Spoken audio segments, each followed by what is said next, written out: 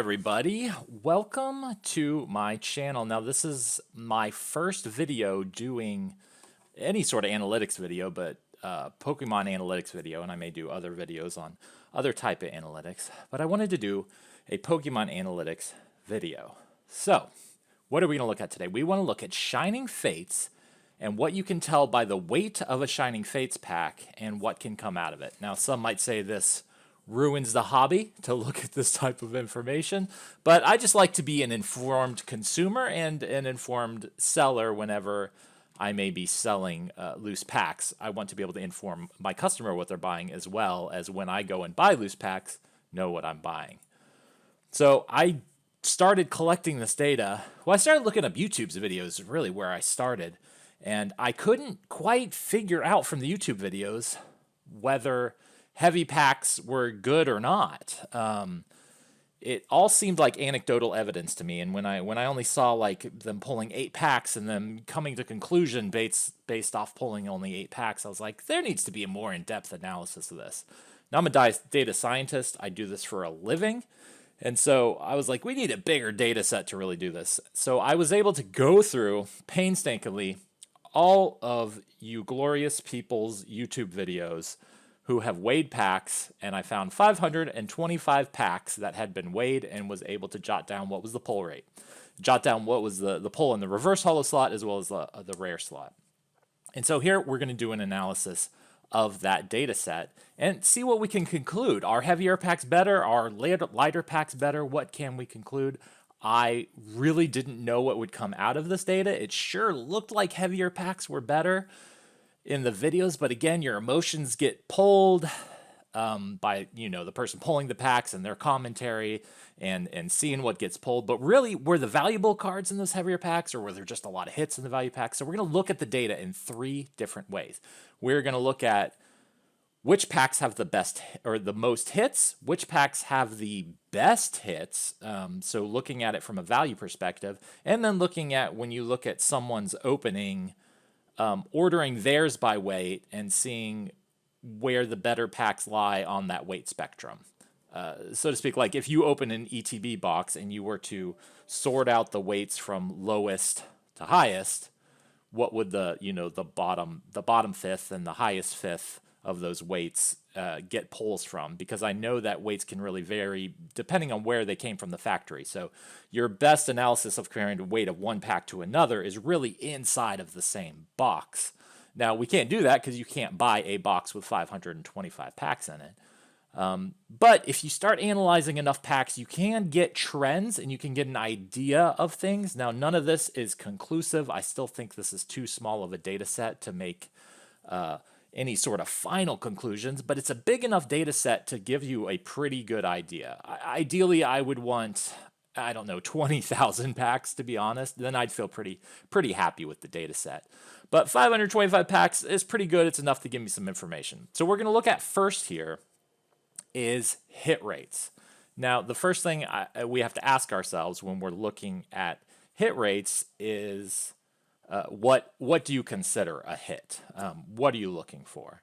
Are you looking for anything that's a hit? Do you include holos in that? So the way I designed this analysis was for you to be able to say yes or no, this is considered a hit, this is not considered a hit. Right now, as it stands, this is saying yes, a holo is a hit. So up here at the top is an analysis of how many hits are you going to get per pack in this weight range. So at this 22.15, I have 0.3 hits per pack, and up here I have at 22.6 almost 1.5 hits per pack on average. Now that's considering a holo a hit.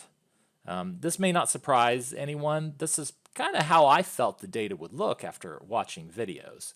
But let's be a little more honest here and say a holo, well, that's not really a hit. So we're going to go ahead and say, no, holos aren't hit. Let's let the data update here and see how the data changes. So now we can see that, okay, it's not quite as drastic of a hit rate when you look at the top end, but still you could say that, okay, the heavier packs are still having more hits. if you're fine, you don't care if it's an ultra rare or a shiny VMAX or an amazing rare or whatever it is, you don't really care what type of hit it is.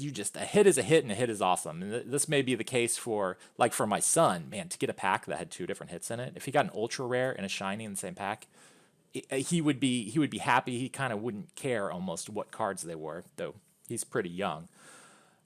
So in that case, we could look at this, and someone could stop right here and say, okay, packs, let's consider heavy packs, anything greater than 2.55 grams. And those are going to be your best packs because you're going to get the most hits. I mean, you're going to be averaging more than 1 hit a pack.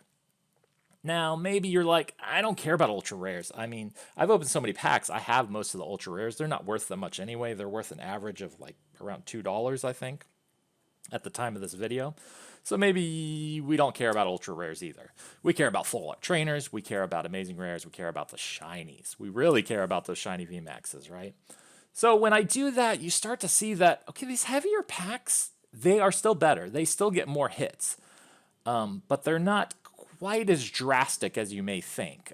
So, I mean, there's people going on to eBay and paying, I've seen some absurd amounts for like really, really super heavy packs, like a 22.7 gram pack, and paying absurd amount of money for them. And really, I mean, they're not that much better. I mean, they're a little bit better. This next part I do want to show you those. So I did an analysis of, okay, let's say we could calculate what a hit is worth. Maybe let's put this ultra rare as hits back on. So I have my different groupings here, and I can alter these as well with this analysis. So I'm going to go ahead and say, so I'm going to show this, and what I did is I calculated what is a hit worth and how much would you value a pack if all hits were worth the same amount, which we know they're not. And this is what we could do. We could say that, okay, if you don't care if it's an ultra rare or shiny VMAX, then yeah, a heavy pack is worth twice as much as a medium pack, and a medium pack is worth twice as much as a light pack. Now these ultra rares aren't all that valuable, so we could take those out and the numbers start to pull together a little bit more. This is assuming a base value of about $5 a pack. This is kind of how the data works. All hits created equal. Now we know that that isn't true, right? And you can even look down here at the data. I mean, baby shiny data, even all across, which is no surprise. Shiny VMAXs are kind of all over the place.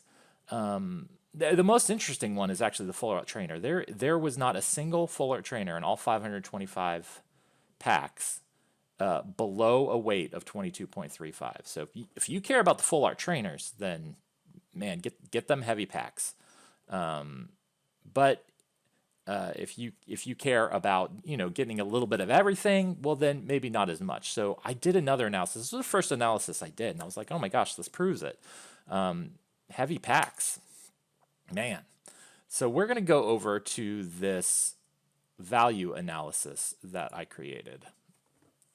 Give it a second to load here.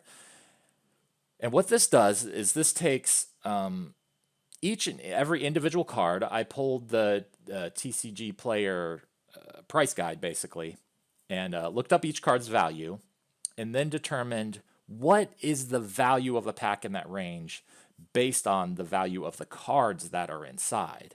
And now, well, this gives you a different picture, doesn't it? This is a lot different. There isn't quite this drastic trend that we saw before. Now, one thing we can notice right off the bat, and maybe I should talk about the data a little bit more. This down here, so this is saying if you were to open one of these packs, on average, the cards in the pack would be worth this much, at least with the cards I pulled. There was, how many cards were in here? This will update in just a second. Okay, there was 29 cards in here, so 29 packs. So of these 29 packs, the packs were worth on average $11.36. Now, why were they? Well, one of that is because there was a Charizard VMAX in there. And so that actually brought the value way up there. And I will tell you what, when you do data analytics, outliers can really throw your data all over the place. So when you have a card like Charizard VMAX that is worth so much more than even the second most valuable card, it can really change these numbers, right?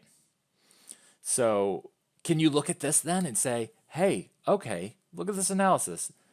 I want packs in the 22.25 to 22.3 range because that is the most valuable pack. Well, don't go and do that. This is part of why I say this data set is too small to say that. But what we can say looking at this is the idea that heaviest packs are the most valuable is debunk. I mean, even though you're going to get the most hits, you are getting cards that aren't worth as much money in those higher slots. Now, if I were to organize this a little differently, I would actually change lighter packs and medium packs a different amount. I'm going to actually switch this, and I'm going to say lighter packs are anything under 22.24.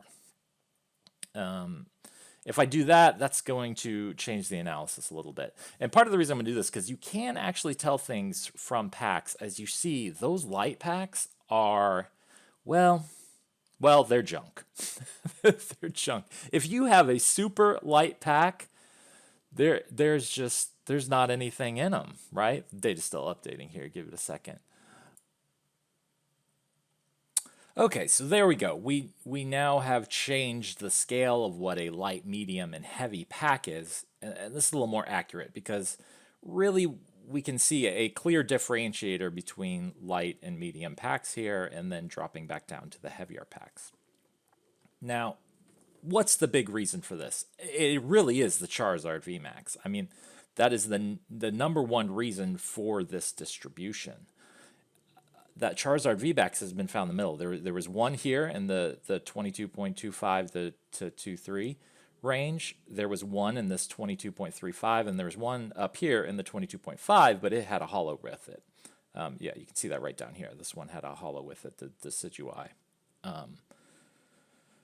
So yeah, what can we conclude from this? Well, in my opinion, what we conclude from this is there isn't a ton of information you can take from weighing Shining Fates packs, but what we can say is that light packs are not very valuable, but there's just not that many light packs, to be honest. So when we look at our total data set here, what, 35 are light packs? It's about, what, 16% of your packs or so, 17%?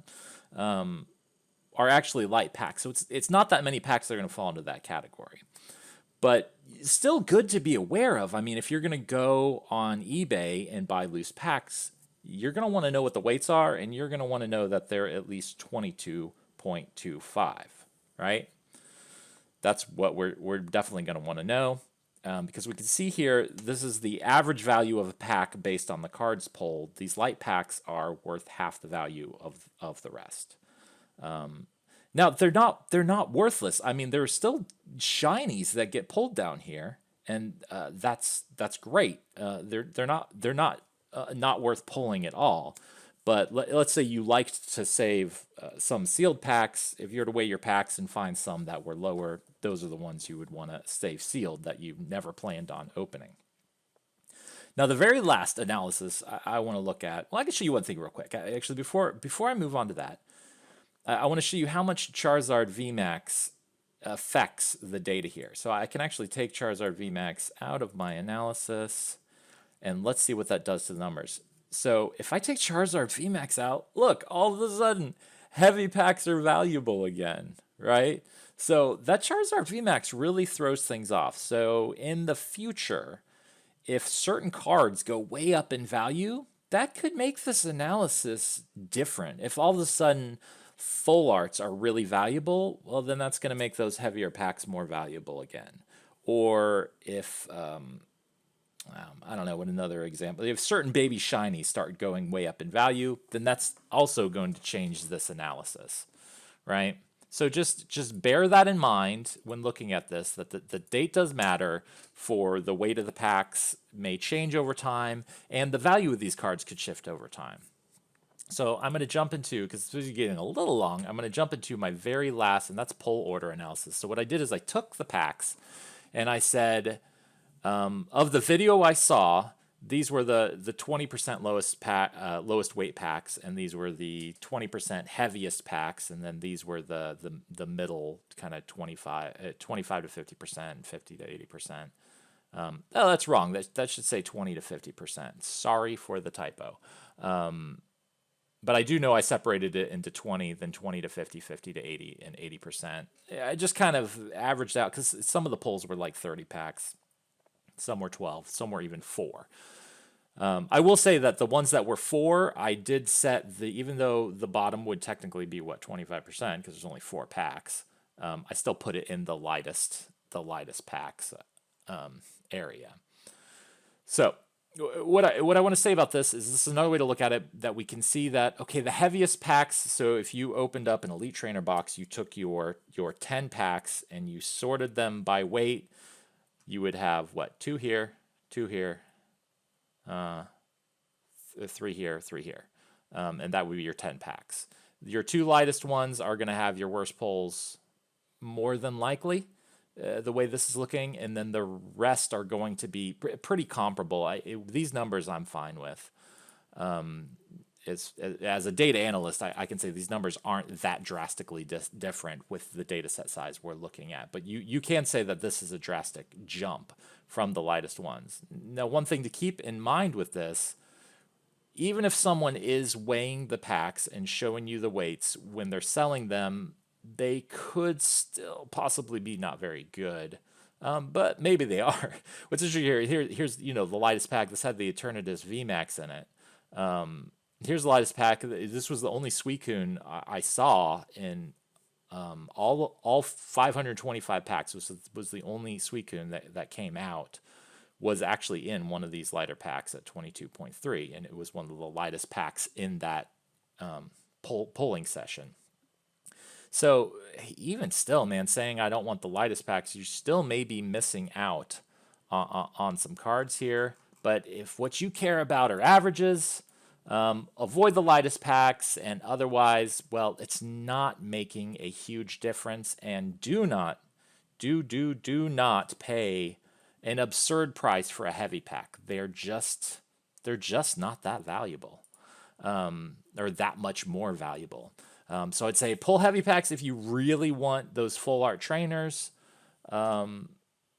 Make sure you know the packs you're buying. If they're lighter weight, they may not have as much value in them, but there is still stuff that can be pulled from them.